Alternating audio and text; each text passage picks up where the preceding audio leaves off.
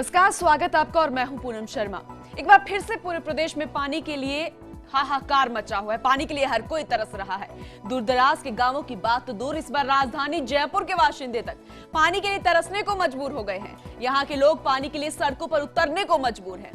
पानी के लिए त्राहिमाम मचा है। तो वही हमारी सरकार कहती है कि वे लगातार इंतजाम करने में जुटी है। अगर वाकई ये इतना आसान है तो क्यों रोज पानी को लेकर सड़कों पर लोग उतरते, प्रदर्शन और आंदोलन किए जाते? दिखाएंगे पूरा मामला, लेकिन उससे पहले बात उन मासूमों की जो सरकार से लगातार गुहार लगा रही है और कह रही है कि मेरी मां को बचा लो।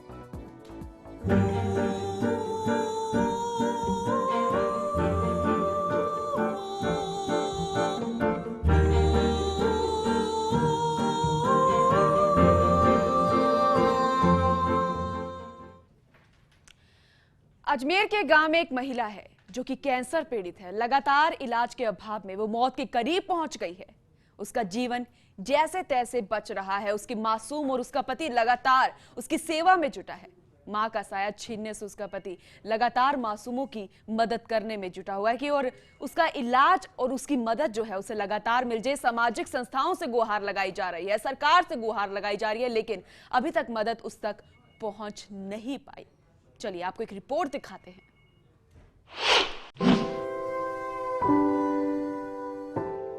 ये बात हमारे लिए बिल्कुल भी नई नहीं है कि हमारे नेता हमें भूख और इलाज से मरने नहीं दिए जाने का दावा करते हैं, और हमने कई बार उन्हें इस तरह के दावे और वादे करते देखा भी है। लेकिन धरातल पर वास्तविक स्थिति किसी से छुपी भी नहीं है। प्रदेश में तो राज्य सरकार निःशुल्क दवा और इलाज जैसी योजनाएं भी चला रही है, लेकिन क्या इसका लाभ सभी पात्र परिवारों को मिल रहा है? शायद नहीं। भामाशाह और हेल्थ कार्ड की योजना लागू होने के बावजूद भी एक माँ अपने बच्चों के सामने दम नहीं तोड़ रही होती। क्यों मौत का साया एक माँ पर हरदम छाया होता? लेकिन दुख की बात तो ये है कि ये सब सच है। अजमेर जिले के नसीराबाद के नजदीक बागसुरी गांव में रहने वाले बीरम की पत्नी 35 वर्षीय प्रेमलता कैंसर जैसी गंभीर बीमारी से ग्रसित है। उनके 14 साल, 12 साल की 2 बेटियां और 6 साल का एक बेटा है।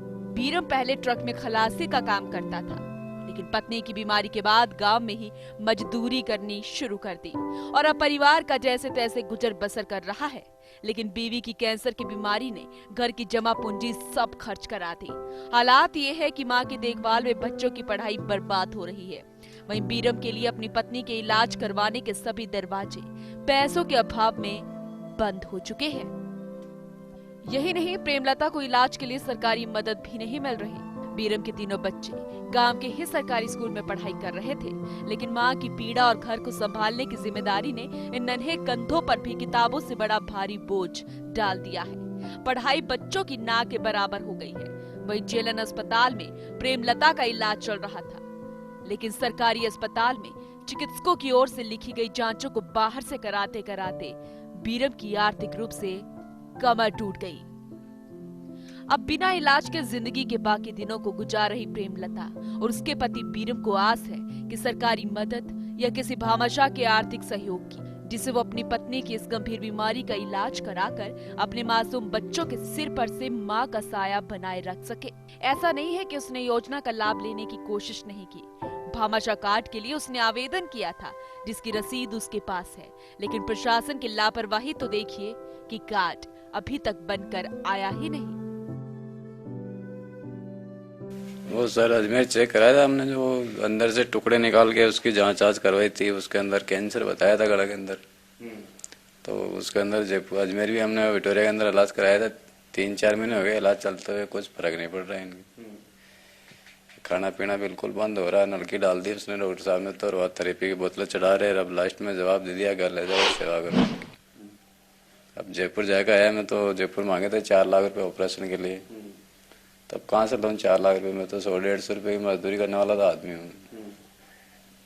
ये परेशानी हो रही मेरे जीवन। छोटे छोटे तो बच्चे नहीं, तो इनको छोड़ के कहीं धंधा करने के लायक हूँ मैं। मां की बीमारी के चलते 14 साल की अंजलि पर पूरे घर की देखभाल का जिम्मा है। इस जिम्मेदारी में छोटे भाई बहन भी उसकी मदद करते हैं। अंजलि बताती है कि पढ़ाई भी छूट चुकी है, घर का सारा काम उसे ही करना पड़ता है। अभी तक 70,000 रुपए खर्च हो चुके हैं और अब पापा के पास पैसे ही नहीं है जिससे वो माँ का इलाज करा सके। इन मासूम बच्चों को तो बस माँ चाहिए, लेकिन कैसे उसका इलाज होगा ये वो नहीं जानते।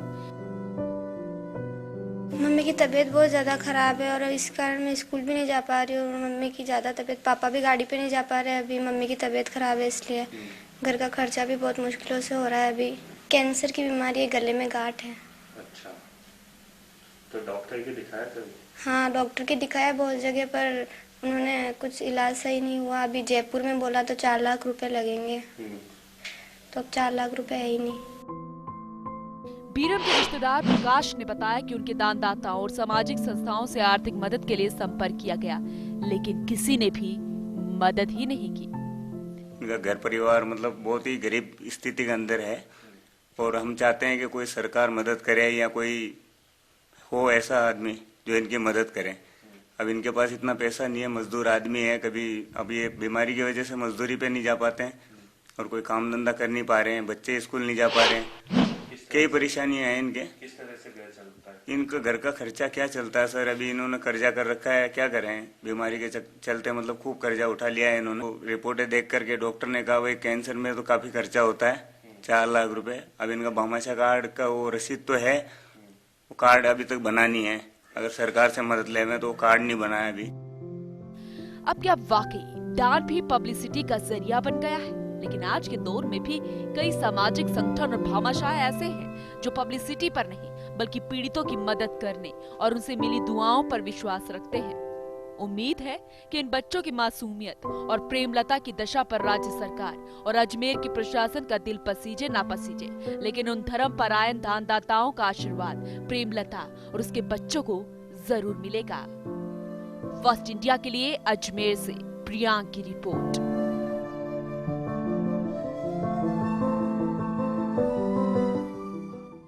अजमेर से हमारे साथ हमारे संवाददाता प्रियांक जुड़ गए हैं, उनसे बातचीत करते हैं। प्रियांक, यहाँ पर बड़ी ही मुसीबत आ पड़ी है इस परिवार पर। घर बार जो है किस तरीके से चलाना जो है बीरम के लिए बड़ी मुश्किल हो गई है। आखिर किस तरीके से वो परिवार यहाँ पर चला रहा है और जो दूसरा सामाजिक संस्थाओं से इसने गुहार लगाने की कोशिश की, आगे जवाब क्या मिला? सरकार और प्रशासन के नुमाइंदों से किस तरीके से इन्होंने मदद मांगी और मदद के नाम पर क्या आश्वासन इन्हें मिला है? देखिए पूनम, ये बीरम का गरीब परिवार है और इस परिवार में पति पत्नी है और 3 बच्चे हैं। मैं आपको बता दूं कि जो बीरम की पत्नी है प्रेमलता, उसके गले का कैंसर है और वो काफी समय से पीड़ित है।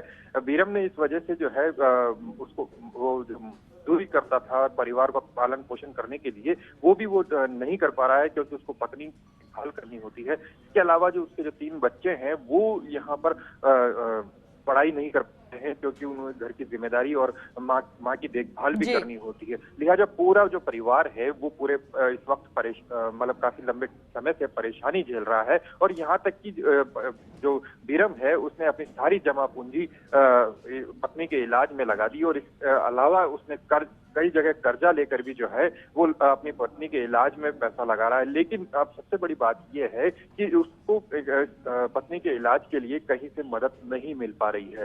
हालांकि उसने कुछ लोगों से संपर्क भी किया था, वो नहीं जानता है उन लोगों को, लेकिन उसके बावजूद वो उसको मदद नहीं मिल पाई है। हालांकि जो क्षेत्र के जो विधायक हैं या मंत्री हैं उस तक उसकी पहुंच नहीं है। यहाँ इसके अलावा वो नहीं जानता है कि कौन सामाजिक संस्थाएं हैं जो मदद करती है और कौन भामाशाह हैं जो इस तरीके से जो है पीड़ितों को। प्रियांक, आप हमारे साथ बने रहिए, आपसे सवाल जवाब हम करेंगे, लेकिन अभी इस वक्त एक समाज सेवी कालीचरण खंडेलवाल जी हमारे साथ जुड़ गए हैं, उनसे बातचीत करते हैं। कालीचरण जी, स्वागत है आपका फर्स्ट इंडिया में। हाँ बोलिए, आप बोलिए मैडम। हाँ जी कालीचरण जी, आप तक अगर ये जानकारी नहीं पहुंची तो हम पहुंचा देते हैं। अजमेर के नसीराबाद के गांव में एक परिवार है जहां पर एक महिला को कैंसर हो गया है गले का, बड़ी ही बुरी स्थिति में है।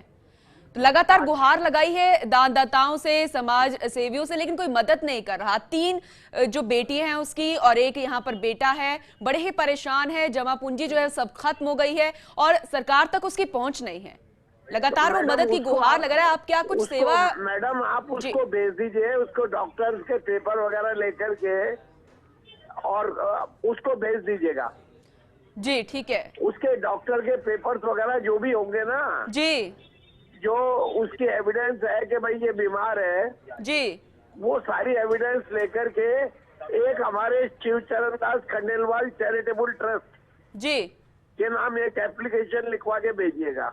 बिल्कुल कालीचरण जी, अब बने रहिए हमारे साथ। हमारे संवाददाता प्रियांक भी जुड़े हैं, वो आपसे सवाल करेंगे। प्रियांक, जिस तरीके से कालीचरण खंडेलवाल जी ये कह रहे हैं कि आप उन्हें पूरे तरीके से यहाँ पर इलाज जो करवाया गया है उसके सारे डॉक्यूमेंट्स और हर एक चीज लेकर वहां पर भेजिएगा, आप जरा इनको पूरी डिटेल बताइए कि कितना वक्त इसे हो गया है, कौन सा कैंसर उस महिला को है और कितना खर्च यहाँ पर आने वाला है।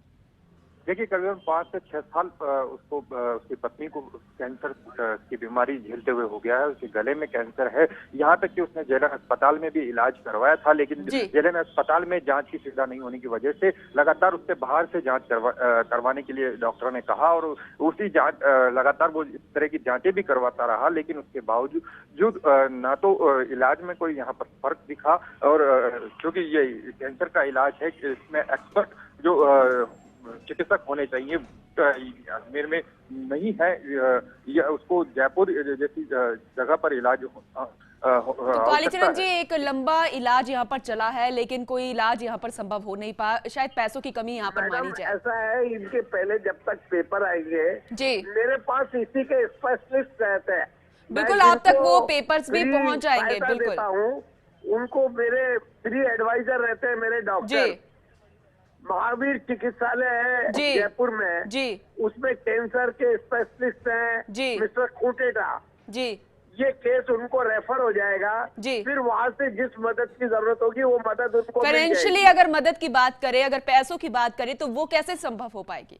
वो सारा हो जाएगा। वो खूटेटा जी की जब उस पर रिकमेंडेशन आ जाएगी ना जी कि जिनाइन है, इसमें क्या स्थिति है, ये कितने पैसे लग के ठीक हो सकता है, बिल्कुल बिल्कुल सारी रिपोर्टिंग हो जाएगी, उसके बाद उसकी मदद हो जाएगी। बिल्कुल, बहुत बहुत धन्यवाद और आपसे उम्मीद करते हैं कि ये जो इलाज है वो जल्द से जल्द शुरू हो पाएगा। बहुत बहुत धन्यवाद कालीचरण खंडेलवाल हमसे बातचीत करने के लिए। हमारे साथ हमारे संवाददाता प्रियांक भी जुड़े थे। प्रियांक, जैसे कि आपने सुना किस तरीके से यहाँ पर कालीचरण जी कहते हुए नजर आ रहे हैं, हम आपसे यही कहेंगे कि उस परिवार के घर आप वापस पहुंचेगा और जो पीड़ित परिवार है उनसे इस पूरी बात समझाइएगा और बताइएगा कि कहां पर जाना है, कौन से डॉक्यूमेंट्स जो है वो इस समाज सेवी को पहुंचाने हैं और जल्द से जल्द जो इलाज है वो शुरू कर लिया जाए। बहुत बहुत धन्यवाद हमसे बातचीत करने के लिए। चलिए, फिलहाल वक्त एक छोटे से ब्रेक का हो गया, लेकिन आप कहीं मत जाएगा क्योंकि ब्रेक के बाद दिखाने वाले हैं कि कैसे प्रदेश में पानी को लेकर हाहाकार मचा हुआ है, कैसे पानी के लिए, जल के लिए जंग अभी भी छिड़ी हुई है। एक छोटे से ब्रेक के बाद